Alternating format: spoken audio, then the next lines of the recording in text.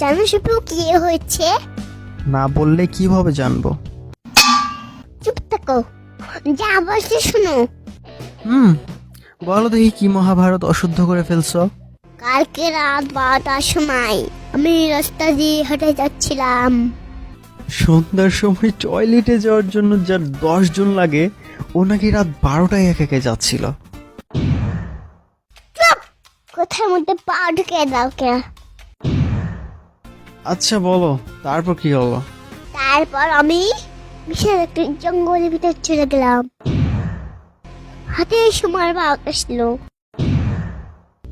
আরে বাঘ কি কখনো হাতির সমান হয় নাকি? তুমি দেখছো হাতির চেয়ে বড় বড় বাঘ থাকে। আচ্ছা তারপর? বাঘ আমাকে বললো, কেমন আছো মুনিয়া? যেখানে বাঘ মানুষকে পেলেই খেয়ে নেয় সেখানে বাঘ তোমাকে দেখে তোমার সাথে গল্প করলো?